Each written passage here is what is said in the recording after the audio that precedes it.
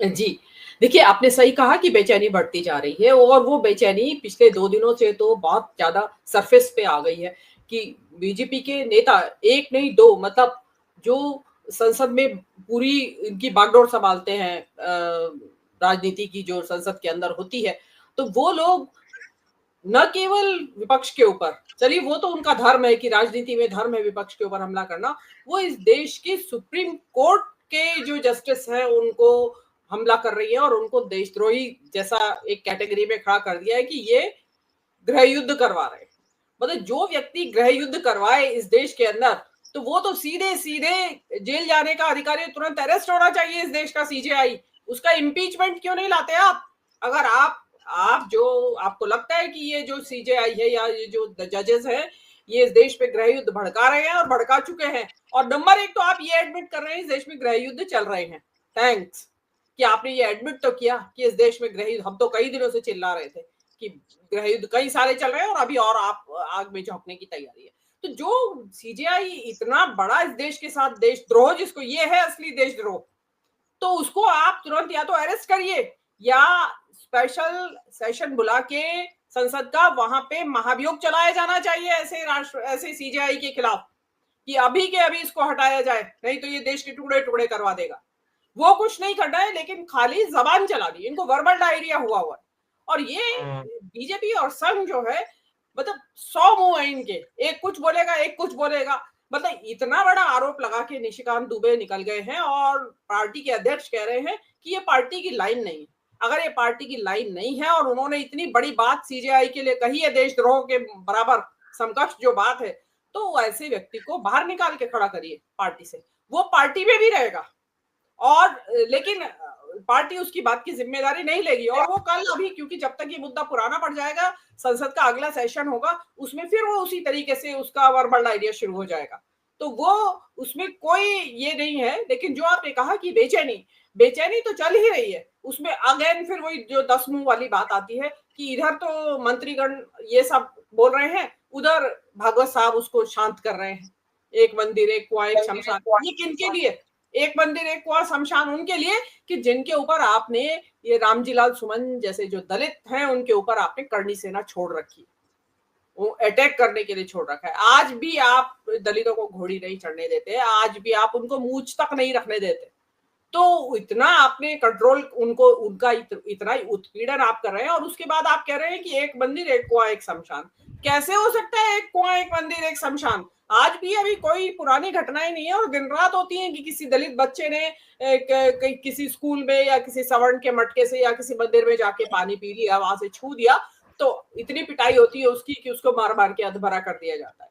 तो ऐसे स्थिति में आप कैसे कह रहे हैं कि आप एक मंदिर, कुआं, शमशान? और ये जो आपकी एक मंदिर, एक कुआं, एक शमशान, एक विधान, एक संविधान, एक चुनाव, एक ये, एक वो, एक उसका नतीजा है कि तमिलनाडु में अधिक स्वायत्ता मांग रहे हैं वो।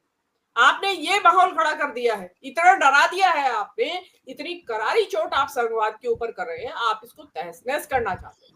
आप चाहते हैं कि देश के जितने भी राज्य हैं, जो भी विविधता है वो तो खत्म हो जाए और एक मोदी जी के हाथ में आ जाए सारी लगाम इस देश की। वो जैसे चाहे एक विधान, एक चुनाव, एक संविधान। अरे एक संविधान तो ये ऑलरेडी है इस देश के अंदर। कौन सा राज्य है जो इस देश के संविधान को नहीं मानता है? कौन सा राज्य है जो सुप्रीम कोर्ट को नहीं की जो आदेशों को नहीं मानता है? कौन सा राज्य है जो केंद्रीय चुनाव आयोग के अधीन अपने काम नहीं करता है, जहां चुनाव नहीं होते हैं? कौन सा राज्य है जो सीबीआई को नहीं मानता है? कौन सा राज्य है जो ईडीआई को नहीं मानता है? तो ये तो इस देश की खूबसूरती है, इस संविधान की, जिसको कि संघवादी ढांचे में एकात्मता दी गई है, यूनिटरी फॉर्म दी गई है कि संघ भी है, जो अब हमारा आर्टिकल नंबर 1 कहता है संविधान का कि India is A union of states.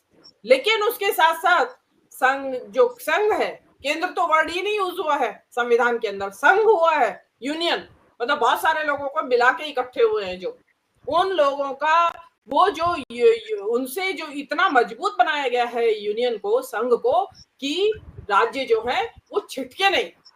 आप देखेंगे यहाँ क्या हुआ, तमिलनाडु को अगर वो अधिक स्वायत्ता की मांग कर रहे हैं तो उसको पता एक चिट्ठी लिखी गई, एक तरीके से रेजोल्यूशन उन्होंने जो अपनी विधानसभा में जो भी पास किया, मैं उसको चिट्ठी ही कहूंगी कि उन्होंने अपनी शिकायत दर्ज कराई है लेकिन आप बाज नहीं आ रहे। आपने एक जीएसटी तो लगा दिया, लेकिन उस जीएसटी का जो एक न्याय संगत जो डिस्ट्रीब्यूशन होना चाहिए था, वो आप नहीं करना चाहते। 10% जीडीपी तमिलनाडु का है इस देश की, सॉरी जीएसटी में उसका, सॉरी जीडीपी के अंदर कंट्रीब्यूशन है, आप उसके बदले करते क्या है? वो 1 रुपये का कंट्रीब्यूशन करते हैं तो आप उसको 29 पैसे वापस देते हैं। आप उनकी योजनाओं में अड़ंगे लगाते हैं। आप ऐसा राज्यपाल वहां स्थापित कर देते हैं जो कि अड़ंगे लगाता रहता है। 10 विधेयक जो है वो दबा के बैठा रहता है, 5 साल हो जाते हैं, पास नहीं होते। आप वो उनके जो लिखा हुआ भाषण होता है, क्योंकि राज्यपाल जो है मंत्रिपरिषद का लिखा हुआ भाषण ही पढ़ते हैं, वो उसके कुछ हिस्से पढ़ने से मना कर देता है। वो राज्यपाल इवन राज्य का नाम तक बदलने की बात करता है। वो श्री राम के नारे लगवाता है स्कूल कॉलेजेस में एक राज्यपाल। तो ऐसे में आप क्या आप कहाँ ले जाके खड़ा करना चाहते हैं इस देश को? मतलब राज्य, और ये जो आपके राज्यपाल है, इस तरह की हरकतें तो बहुत सारे राज्यों में कर रहे हैं। मतलब आप चाहते हैं कि सब राज्यों में इसी तरह का एक झंडा खड़ा हो जाए विरोध का, और वो भी पास कर देंगे कुछ दिन में। एक उनकी विधानसभा भी एक रेजोल्यूशन की, नहीं हमें भी स्वायत्ता ज्यादा चाहिए। तो आप क्या कीजिएगा? तो गृह युद्ध तो आप छेड़ ही रहे हैं। आप सीजीआई को कह रहे हैं, आप तैयारी कर रहे हैं, राज्यों को इम्यूनेशन दे रहे हैं।